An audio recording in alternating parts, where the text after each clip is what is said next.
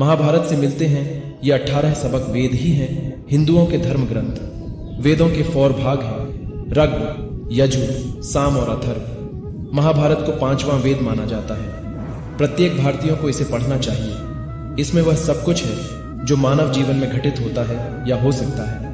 इसमें वह सब कुछ है जो धर्म और राजनीति में होता है। इसमें वह भी है जो आध्यात्मिक मार्ग में घटित होता है। एक और इसमें रिश्तों को लेकर अपनत्व है, तो दूसरी ओर खून के रिश्तों को भी तार तार कर देने वाली असंवेदनशील घटनाएं हैं। दरअसल महाभारत में जीवन, धर्म, राजनीति, समाज, देश, ज्ञान, विज्ञान आदि सभी विषयों से जुड़ा वर्णन। जीवन हो योजनाओं से भरा।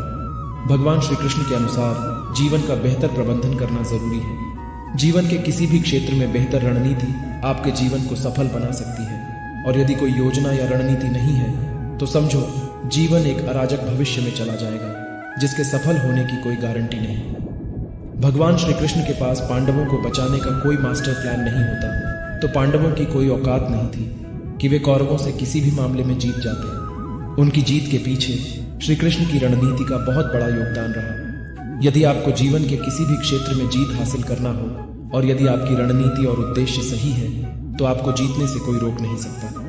2. संगत और पंगत हो अच्छी।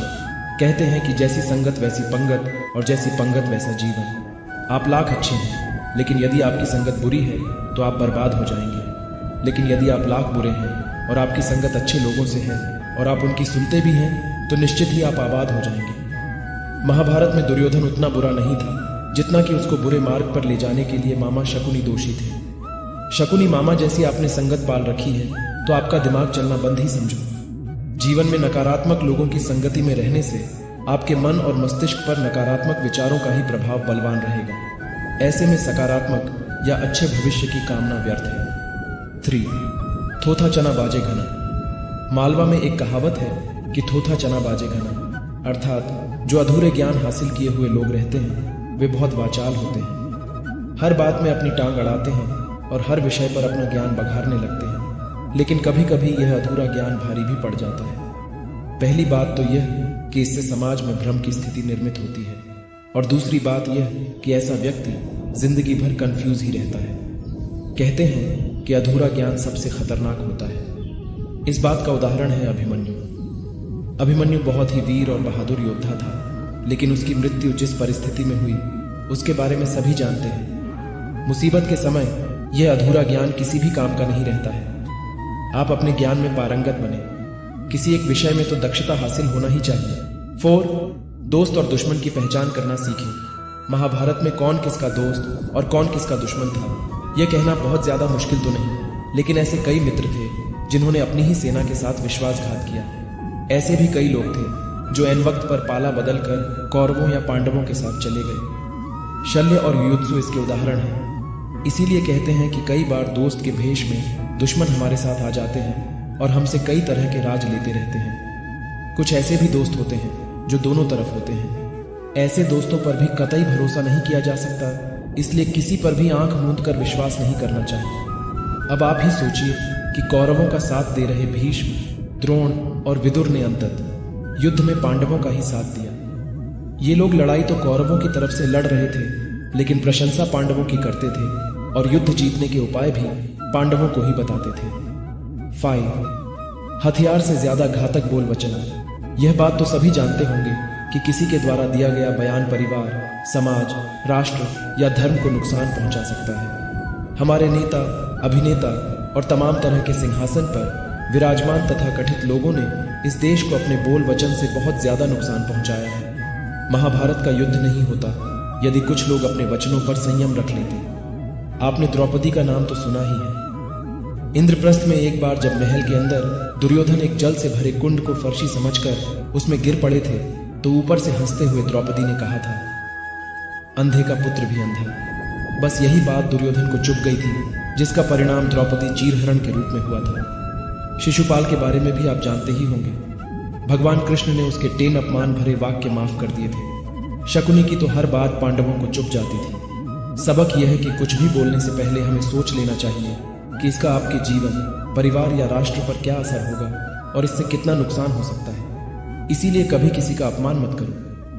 अपमान की आग बड़े बड़े साम्राज्य नष्ट कर देती है। कभी किसी मनुष्य के व्यवसाय या नौकरी को छोटा मत समझो, उसे छोटा मत कहो। 6. जुए सट्टे से दूर रहो। शकुनी ने पांडवों को फंसाने के लिए जुए का आयोजन किया था, जिसके चलते पांडवों ने अपना सब कुछ दांव पर लगा दिया था। अंत में उन्होंने द्रौपदी को भी दांव पर लगा दिया था। यह बात सभी जानते हैं कि फिर क्या हुआ। अतः जुए, सट्टे, षड्यंत्र से हमेशा दूर रहो। ये चीजें मनुष्य का जीवन अंधकारमय बना देती हैं। किसी भी रूप में ये कार्य निंदनीय और वर्जित माने गए हैं। जुए या सट्टे के आजकल कई तरह के रूप प्रचलित हैं। पहले तो पांसे का जुआ होता था, लेकिन आजकल रमी, फ्लश आदि हैं। 7. सदा सत्य के साथ रहो। कौरवों की सेना पांडवों की सेना से कहीं ज्यादा शक्तिशाली थी। एक से एक योद्धा और ज्ञानी जन कौरवों का साथ दे रहे थे। पांडवों की सेना में ऐसे वीर योद्धा नहीं थे। जब श्री कृष्ण ने दुर्योधन से कहा कि तुम मुझे या मेरी नारायणी सेना में से किसी एक को चुन लो, तो दुर्योधन ने श्री कृष्ण को छोड़कर उनकी सेना को चुना। अंत पांडवों का साथ देने के लिए श्री कृष्ण अकेले रह गए। कहते हैं कि विजय उसकी नहीं होती जहां लोग ज्यादा हैं, ज्यादा धनवान हैं या बड़े पदाधिकारी हैं। विजय हमेशा उसकी होती है जहां ईश्वर है, और ईश्वर हमेशा वही है जहां सत्य है। इसलिए सत्य का साथ कभी न छोड़े। अंततः सत्य की ही जीत होती है। आप सत्य की राह पर हैं और कष्टों का सामना कर रहे हैं, लेकिन आपका कोई परिचित अनीति, अधर्म और खोटे कर्म करने के बावजूद संपन्न है, सुविधाओं से माला माल है, तो उसे देखकर अपना मार्ग न छोड़े। आपकी आंखें सिर्फ वर्तमान को देख सकती हैं, भविष्य को नहीं। 8. लड़ाई से डरने वाले मिट जाते हैं।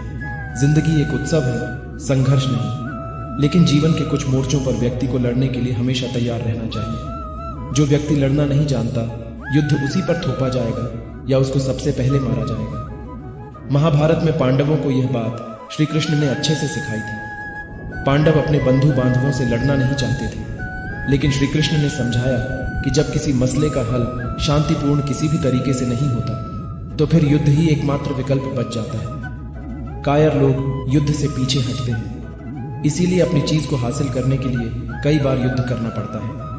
अपने अधिकारों के लिए कई बार लड़ना पड़ता है। जो व्यक्ति हमेशा लड़ाई के लिए तैयार रहता है, लड़ाई उस पर कभी भी थोपी नहीं जाती है। 9. खुद नहीं बदलोगे तो समाज तुम्हें बदल देगा। जीवन में हमेशा दानी, उदार और दयालु होने से काम नहीं चलता। महाभारत में जिस तरह से कर्ण की जिंदगी में उतार चढ़ाव आए, उससे यही सीख मिलती है कि इस क्रूर दुनिया में अपना अस्तित्व बनाए रखना कितना मुश्किल होता है। इसलिए समय के हिसाब से बदलना जरूरी होता है, लेकिन वह बदलाव ही उचित है जिसमें सभी का हित हो। कर्ण ने खुद को बदलकर अपने जीवन के लक्ष्य तो हासिल कर लिए, लेकिन वे फिर भी महान नहीं बन सके, क्योंकि उन्होंने अपनी शिक्षा का उपयोग समाज से बदला लेने की भावना से किया। बदले की भावना से किया गया कोई भी कार्य आपके समाज का हित नहीं कर सकता। 10. शिक्षा का सदुपयोग जरूरी। समाज ने एक महान योद्धा कर्ण को तिरस्कृत किया था, जो समाज को बहुत कुछ दे सकता था, लेकिन समाज ने उसकी कद्र नहीं की, क्योंकि उसमें समाज को मिटाने की भावना थी। कर्ण के लिए शिक्षा का उद्देश्य समाज की सेवा करना नहीं था, अपितु वो अपने सामर्थ्य को आधार बनाकर समाज से अपने अपमान का बदला लेना चाहता था। समाज और कर्ण दोनों को ही अपने अपने द्वारा किए गए अपराध के लिए दंड मिला है और आज भी मिल रहा है। कर्ण यदि यह समझता कि समाज व्यक्तियों का एक जोड़ मात्र है जिसे हम लोगों ने ही बनाया है, तो संभवतः वह समाज को बदलने का प्रयास करता, न कि समाज के प्रति घृणा करता। 11. अच्छे दोस्तों की कद्र करो। ईमानदार और बिना शर्त समर्थन देने वाले दोस्त भी आपका जीवन बदल सकते हैं। पांडवों के पास भगवान श्री कृष्ण थे, तो कौरवों के पास महान योद्धा कर्ण थे। इन दोनों ने ही दोनों पक्षों को बिना शर्त अपना पूरा साथ और सहयोग दिया था। यदि कर्ण को छल से नहीं मारा जाता, तो कौरवों की जीत तय थी। पांडवों ने हमेशा श्री कृष्ण की बातों को ध्यान से सुना और उस पर अमल भी किया, लेकिन दुर्योधन ने कर्ण को सिर्फ एक योद्धा समझकर उसका पांडवों की सेना के खिलाफ इस्तेमाल किया। यदि दुर्योधन कर्ण की बात मानकर कर्ण को घटोत्कच को मारने के लिए दबाव नहीं डालता, तो जो अमोघ अस्त्र कर्ण के पास था उससे अर्जुन मारा जाता। अगर मित्रता करो तो उसे जरूर निभाओ, लेकिन मित्र होने का यह मतलब नहीं कि गलत काम में भी मित्र का साथ दो। अगर आपका मित्र कोई ऐसा कार्य करे जो नैतिक, संवैधानिक या किसी भी नजरिए से सही नहीं है, तो उसे गलत राह छोड़ने के लिए कहना चाहिए। जिस व्यक्ति को हितैषी, सच बोलने वाला, विपत्ति में साथ निभाने वाला, गलत कदम से रोकने वाला मित्र मिल जाता है, उसका जीवन सुखी है। जो उसकी नेक राय पर अमल करता है उसका जीवन सफल होता है। 12 भावुकता कमजोरी है। धृतराष्ट्र अपने पुत्रों को लेकर जरूरत से ज्यादा ही भावुक और आसक्त थे। यही कारण रहा कि उनका एक भी पुत्र उनके वश में नहीं रहा। वे पुत्र मोह में भी अंधे थे। जरूरत से ज्यादा भावुकता कई बार इंसान को कमजोर बना देती है और वो सही गलत का फर्क नहीं पहचान पाता। कुछ ऐसा ही हुआ महाभारत में धृतराष्ट्र के साथ, जो अपने पुत्र मोह में आकर सही गलत का फर्क भूल गए। प्राप्यापदम न व्यथते कदाचित उद्योग मन विचदति चाप्रमत्त दुखम च काले सहते महात्मा धुरंधरस्तस्य जिता सपतना। महाभारत सरल भावार्थ।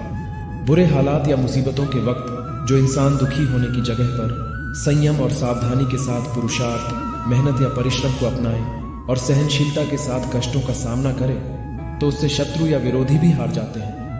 आपकी और हमारी जिंदगी में भी ऐसे तमाम मौके आते हैं जबकि हमें मुश्किलों का सामना करना पड़ता है। कुछ लोग इस दौरान घबरा जाते हैं, कुछ दुखी हो जाते हैं और कुछ शुतुरमुर्ग बन जाते हैं और कुछ लोग अपना मानसिक संतुलन खो बैठते हैं। मानसिक रूप से दृढ़ व्यक्ति ही ऐसे हालात में शांतचित्त रहकर धैर्य और संयम से काम लेकर सभी को ढांढस बंधाने का कार्य करता है और इन मुश्किल हालात से सभी को बाहर निकाल लाता है। परिवार, समाज या कार्यक्षेत्र में आपसी टकराव, संघर्ष और कलह होते रहते हैं, लेकिन इन सभी में संयम जरूरी है।